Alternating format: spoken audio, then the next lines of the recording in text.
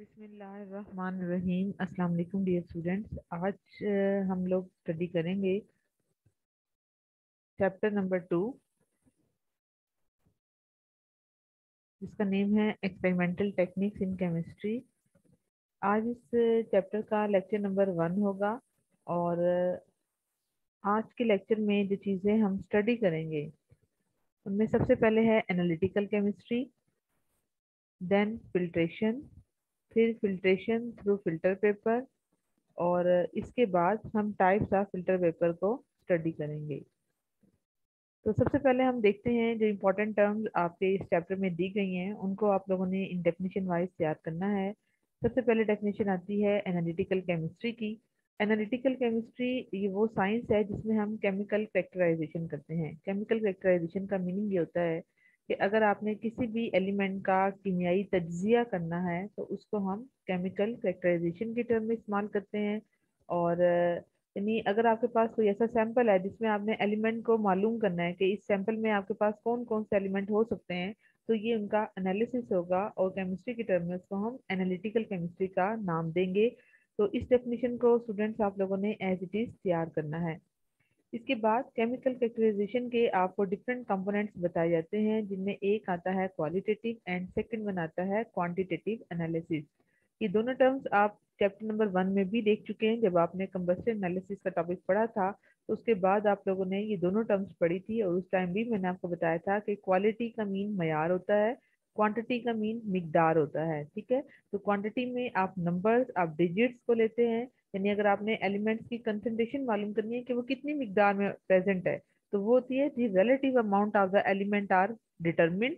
जबकि qualitative analysis में हम क्या करते हैं कि जो केमिस्ट होता है, जो साइंटिस्ट होता है, उसका कंसर्न किसके साथ होता है कि जो भी आपके पास कंपाउंड प्रेजेंट है उसके अंदर कौन कौन से हिस्से जो है वो उन एलिमेंट्स के हो सकते हैं। तो उसको हम ये कहते हैं। इस बात को बच्चों मैं आपको क्लियर करती हूँ कि फर्ज करें कि आपके पास कोई ऐसा सैंपल जो है वो मौजूद है जिसके अंदर आपने मालूम करने हैं एलिमेंट्स को। तो जैसे आप लोगों ने कंबशन एनालिसिस की टेक्निक पढ़ी थी, उसमें आपने देखा था कि अगर आपके पास वाटर का मॉलिक्यूल होता है तो आपने क्या मालूम करते थे उसमें डिफरेंट कंपोनेंट जो कि कार्बन के हो सकते थे, इसी तरह हाइड्रोजन के हो सकते थे, या उसमें आप मालूम करते थे किस एलिमेंट को, ऑक्सीजन को।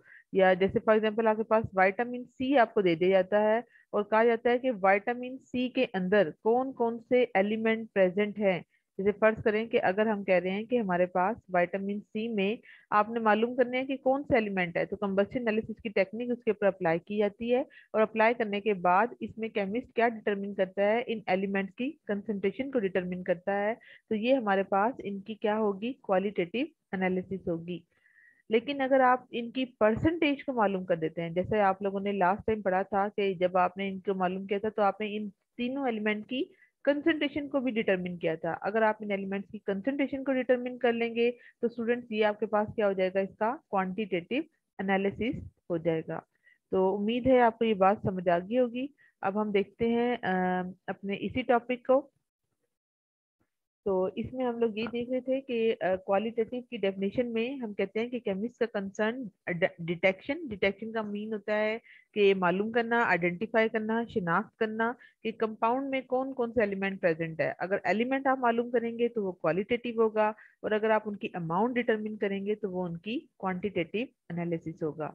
तो उम्मीद है ये दोनों डेफिनेशन आपको समझ आई होंगी, आपने इनको अच्छी तरह से तैयार करना है। इसके बाद हमारे पास आते हैं क्वांटिटेटिव डिटर्मिनेशन के 4 स्टेप्स। ये आता है स्टूडेंट शॉर्ट क्वेश्चन में कि what is the major 4 step involve in quantitative determination. तो ये आपको पता होनी चाहिए। तो इसके अंदर जो कंप्लीट क्वांटिटेटिव डिटर्मिनेशन है उनका जो रोल है वो 4 स्टेप में है। सबसे पहले हम क्या करते हैं कि आपने सैंपल लेना है एनालिसिस के लिए। ये बिल्कुल ऐसे ही है कि अगर आप अपने माइंड में कंबशन एनालिसिस को जहन में रखें तो उसमें आपने सबसे पहले क्या किया था कि जो भी आपके पास ऑर्गेनिक कंपाउंड होता था उसका आप सैंपल लेते हैं एनालिसिस के लिए। सेकंड स्टेप में आपने क्या करना है कि आपके पास जो भी एलिमेंट है उनकी आपने सेपरेशन करनी है उनके डिजायर्ड कॉन्स्टिट्यूएंट्स की। कॉन्स्टिट्यूएंट्स होते हैं जो उनके इज्जा हो। थर्ड में आते हैं जी कि आपने उनको क्या करना है कि उनकी मेजरमेंट करनी है, उनकी पैमाइश करनी है और फिर कैलकुलेशंस करनी है। एंड फोर्थ नंबर पे आपने उनका नतीजा या रिजल्ट निकालना है। ठीक है, तो इन चारों स्टेप्स को बच्चों आप लोगों ने शॉर्ट क्वेश्चन के पॉइंट ऑफ व्यू से अच्छी तरह से तैयार करना है।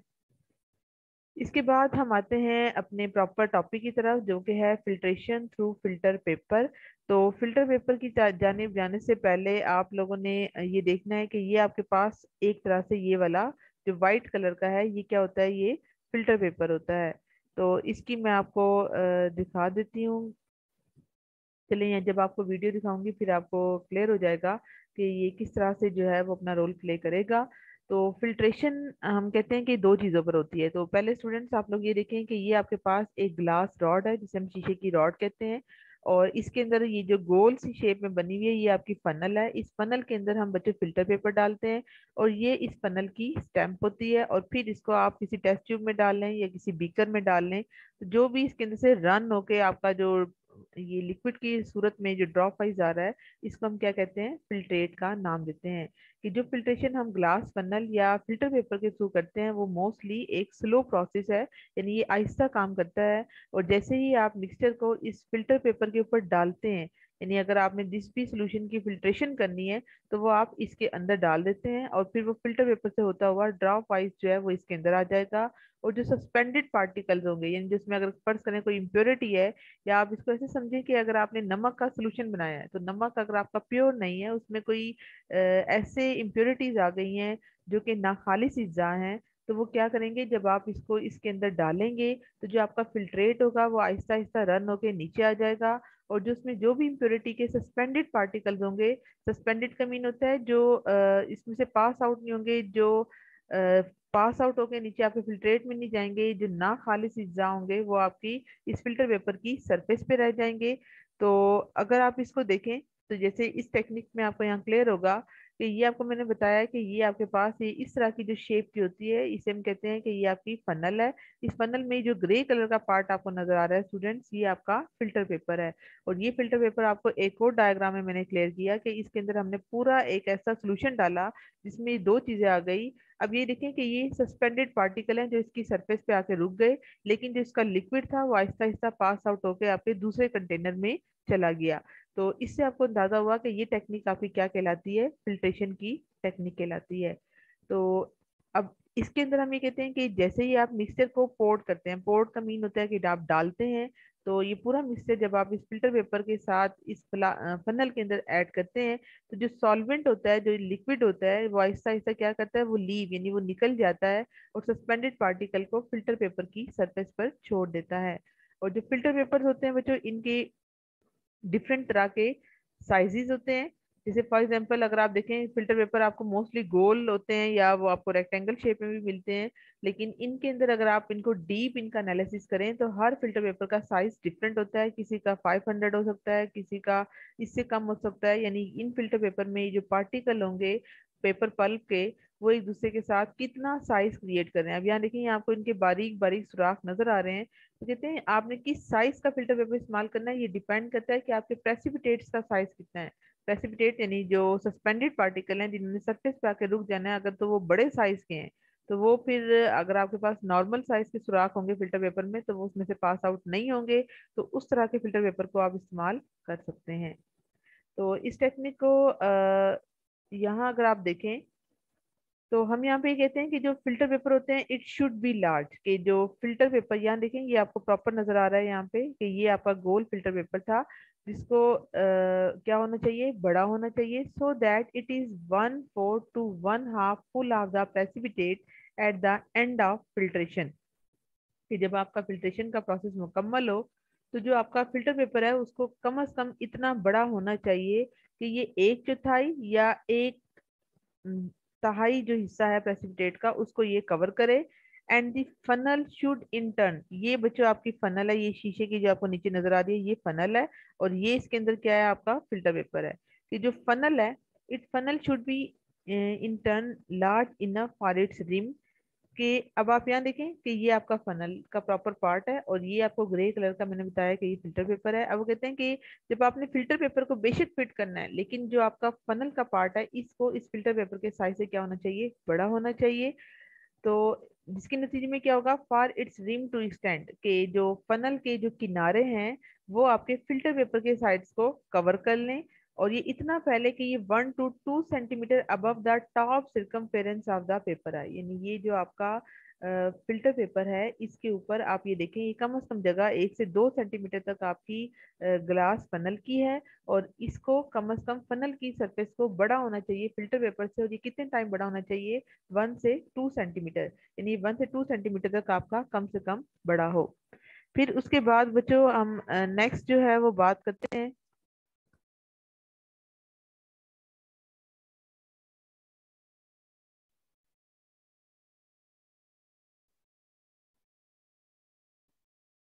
फिर उसके बाद स्टूडेंट्स हम बात करते हैं कि जो आपके पास हिस्सा है ये वाला, इसमें जब आपने फिल्ट्रेशन का प्रोसेस स्टूडेंट्स रन करना है स्मूथली, तो हम ये कहते हैं कि जो फनल की स्टेम है ये होती है बच्चों फनल की स्टेम, यानी जो इसकी लंबा सा नुकीला आपको हिस्सा नजर आ रहा है ये फनल की स्टेम्प है, ये आपका बीकर है, और ये वो सोल्यूशन है जिसके अंदर सस्पेंडेड पार्टिकल भी हैं प्लस इसके अंदर सॉल्वेंट भी है। जैसे ही आप इसको इसमें ऐड करेंगे तो साथ ही जब ये पूरा सॉल्वेंट इसके अंदर आएगा तो यहाँ तक आने के बाद ये फिल्टर पेपर के जरिए कवर होगा, और कवर होके आपका लिक्विड जो है वो इसके अंदर गिर जाएगा।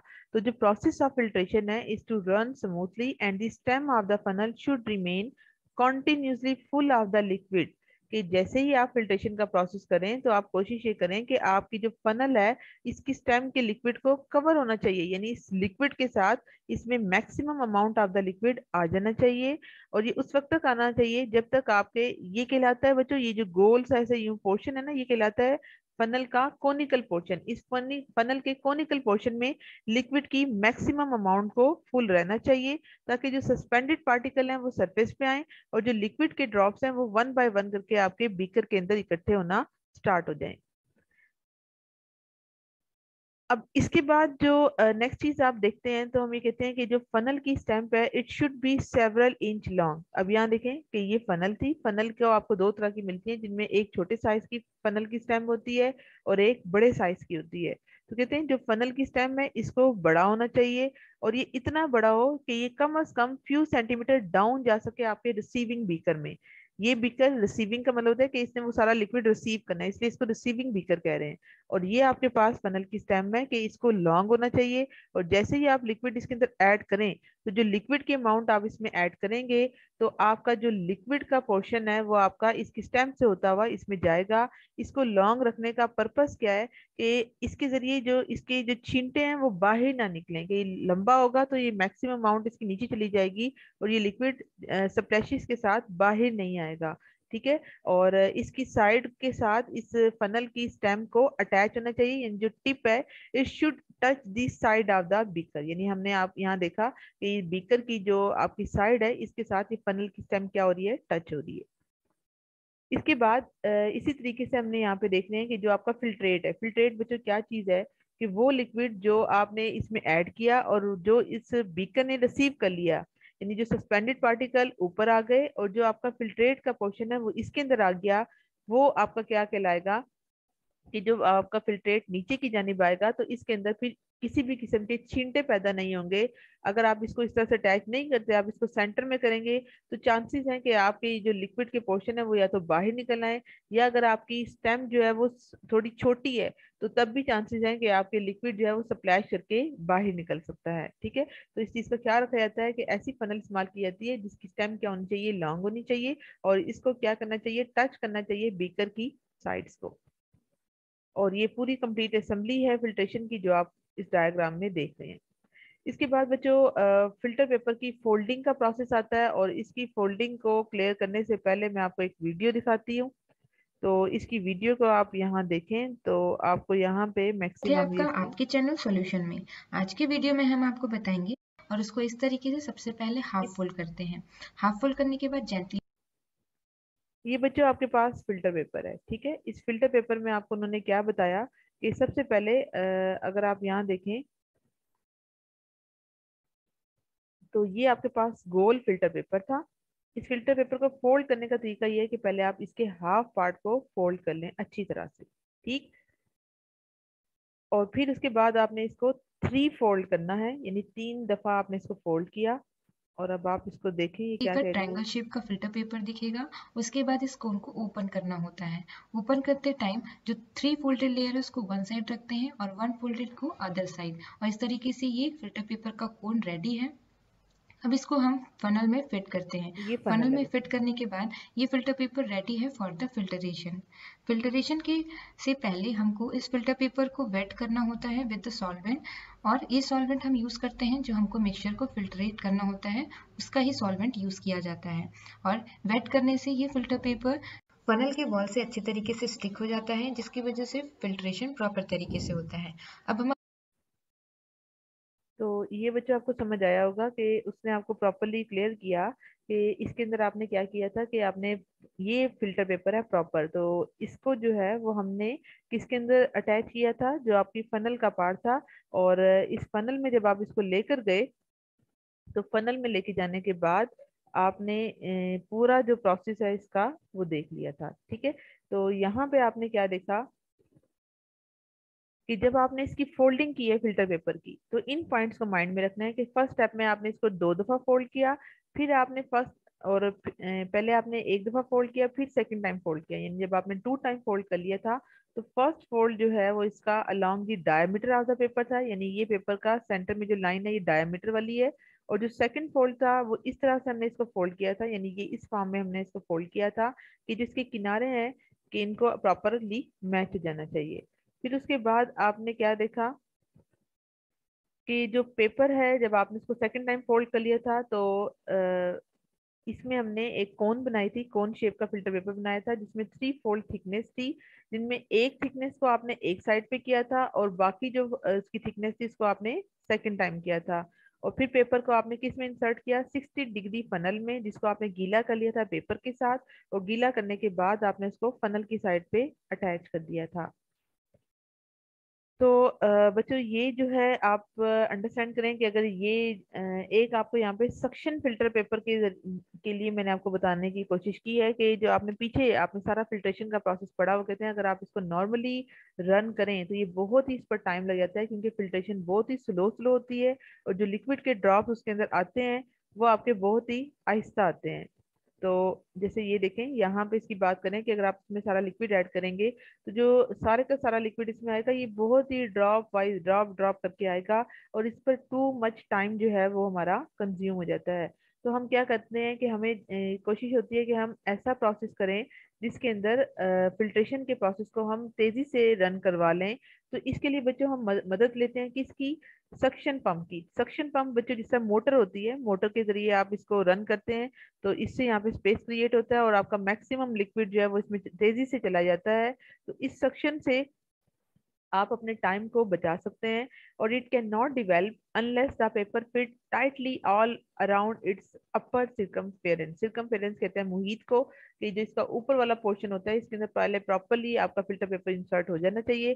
फिर आप इसको मोटर के साथ अटैच करेंगे तो सक्शन पंप जो है वो इसको जल्दी जल्दी यहाँ से लिक्विड को बाहर निकाल देगा। ठीक है, फिर इसके बाद बच्चों आता है कि फिल्टर पेपर की फोल्डिंग हम 2 तरह से कर सकते हैं। एक तो होती है, इसको हम कहते हैं कोनिकल शेप फिल्टर पेपर, और बच्चों इसको हम कहते हैं फैन लाइक फिल्टर पेपर।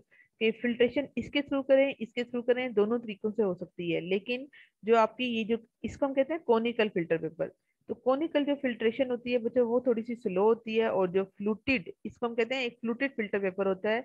इसके लिए हम क्या करते हैं कि हमारे पास ऑर्डिनरी फिल्टर पेपर यानी जो आम फिल्टर पेपर होता है उसी की हम फोल्डिंग इस तरह करते हैं कि हमारे पास फैन लाइक अरेंजमेंट बनती है, जिसमें अल्टरनेट डिप्रेशन एंड एलिवेशन होते हैं। ये देखो बच्चे, ये अगर उभरा हुआ हिस्सा होगा तो ये एलिवेशन होगी, और ये जो नीचे जा रहा होगा इसका वो आपका डिप्रेशन होगा। और इसको हम मुख्तलिफ तहों में फोल्ड करके इस तरह से फिल्टर पेपर की फनल लाइक शेप बनाते हैं। और अगर फिल्टर पेपर की फनल लाइक शेप हो तो इसको हम कहते हैं फ्लूटेड फिल्टर पेपर। तो इसको भी मैं इसी वीडियो के साथ आपको क्लियर करती हूँ ताकि आपको समझ आ जाए। तो इसके लिए आप यहाँ देखिएगा,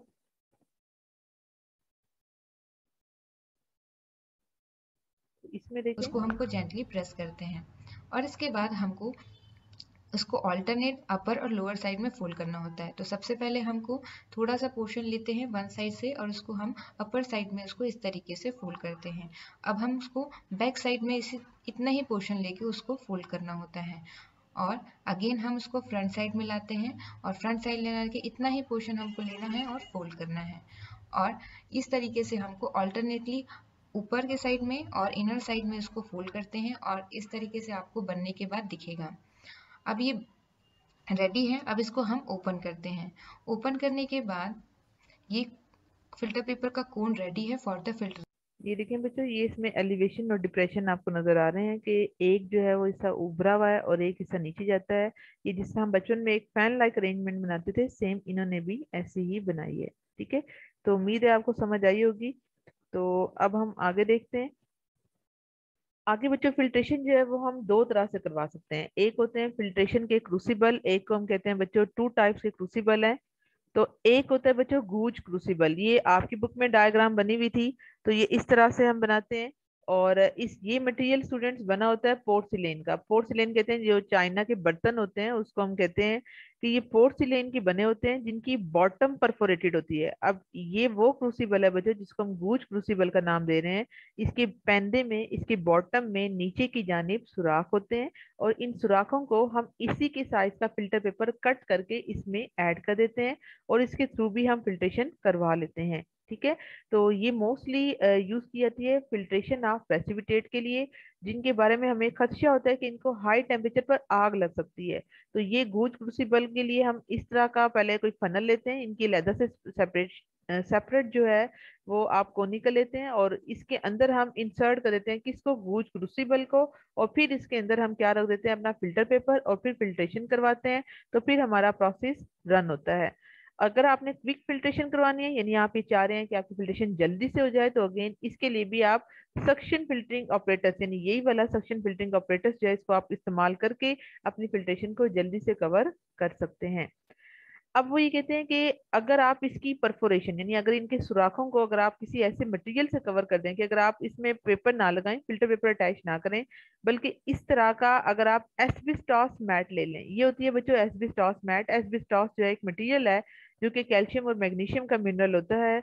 और ये इसको हम इस तरह के एस्बेस्टॉस मिनरल को अगर आप कट करके इसके अंदर ऐड कर दें और फिर आप फिल्ट्रेशन करवाएं, तो ये किन के लिए सूटेबल है, ये उन चीजों के लिए सूटेबल है कि जैसा कि केमिकल है, जैसा कि HCl है या पोटाशियम परमैंगनेट है।